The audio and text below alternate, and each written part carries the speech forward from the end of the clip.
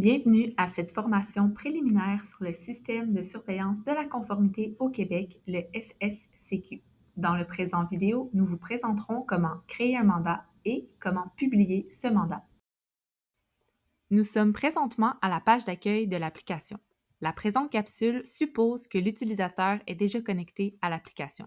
Pour toute information relative à la connexion, veuillez consulter la vidéo intitulée Première connexion et connexion subséquente ou encore référez-vous au guide de l'utilisateur. À partir de la page d'accueil, la première étape est de cliquer sur le menu Entité visée. Une page apparaît avec la liste des entités visées auxquelles vous avez accès.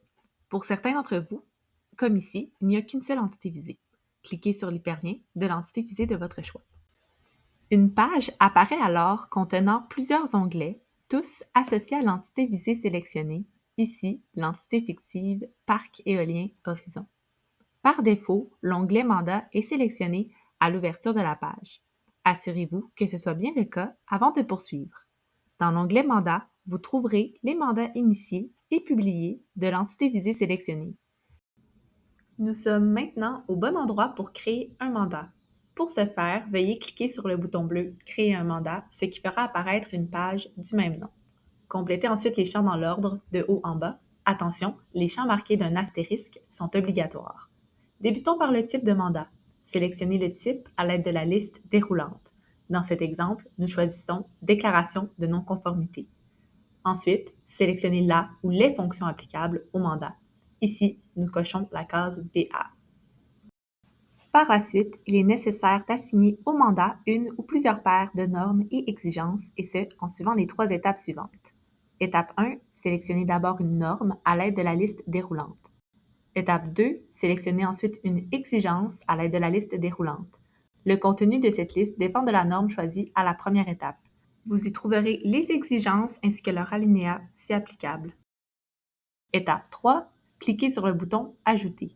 La norme et l'exigence s'ajouteront à la liste en dessous.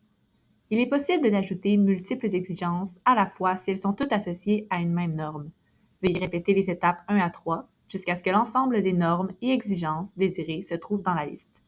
Il est également possible de retirer un élément de la liste en cliquant sur l'icône « Retirer ». Maintenant, il ne reste plus qu'à revoir le titre du mandat. L'application propose automatiquement un titre basé sur les informations précédemment saisies. Vous pouvez le modifier selon vos préférences. Une fois tous les champs complétés, vous pouvez cliquer sur le bouton « Créer » pour finaliser la création du mandat. Une fois le mandat créé, vous vous retrouverez à la page d'accueil du mandat. Au sein de l'onglet « Informations » se retrouvent les informations que vous venez d'entrer ainsi que d'autres informations générées automatiquement, comme le statut, qui est présentement celui d'initié, le nom de l'utilisateur ayant créé le mandat, la date d'initiation du mandat.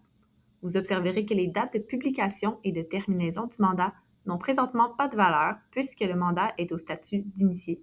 Il n'a pas encore été publié ni terminé.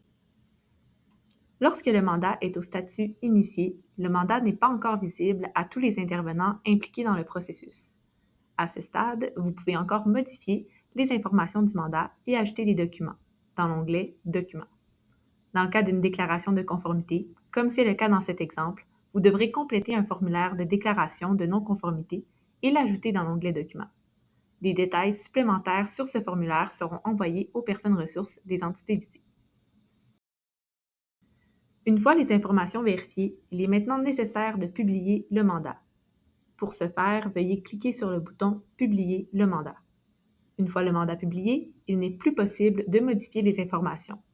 Si toutefois vous désirez le faire, il faudra en faire la demande à la Régie de l'énergie au moyen d'un courriel envoyé à l'adresse suivante.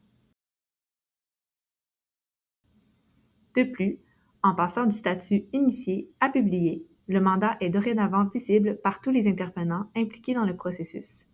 Le NPCC, la Régie ainsi que vous-même peuvent maintenant déposer et consulter des documents, permettant ainsi au processus de surveillance associé au mandat de se poursuivre normalement. Voici ce qui conclut cette formation préliminaire sur le système de surveillance de la conformité au Québec, le SSCQ, portant sur la création et la publication d'un mandat. Merci pour votre écoute. Pour plus d'informations, nous vous invitons à consulter les autres vidéos de formation préliminaire ainsi que le guide de l'utilisateur.